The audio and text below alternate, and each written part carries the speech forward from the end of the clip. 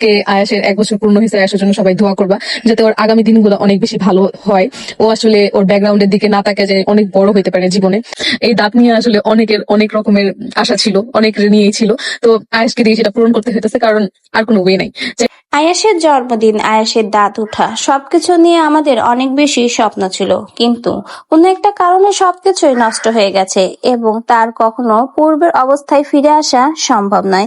কিন্তু দোয়া করি আয়াস যেন কখনো আর তার পুরাতন ব্যাকগ্রাউন্ডের দিকে ফিরে না যায়। এবার আয়াসের জন্মদিনে এসে তিশা এবং আহাদের উদ্দেশ্যে এই কথাগুলোই বলল কিন্তু মৌসুন্দা। কিন্তু কথা হলো, হঠাৎ করে কেন মৌসুন্দা আয়াসের জন্মদিনে এসে এই কথাগুলো তুললো? তাহলে কি ঘটেছে নতুন করে? তাহলে চলুন বিস্তারিত এখন ভিডিওর মাধ্যমেই দেখে নেওয়া যাক। চলে আসি, আর একটা সেকেন্ডের জন্য আমরা মেট্রোটা মিস করি, এরপর আরো দেরি হয়। তো আকিবুদের বাসায় পৌঁছাইতে হচ্ছে আমার প্রায় সন্ধ্যা হয়ে যায়, মানে বিকাল, শেষ বিকালে আমি আর কি পৌঁছাই, যেখানে আমার সকালে পৌঁছানোর কথা ছিল। যাই হোক, তোমরা দেখো আয়েশ বাবাকে সাথে সাথে তুলে নিছি একটু ফ্রেশ হইয়া।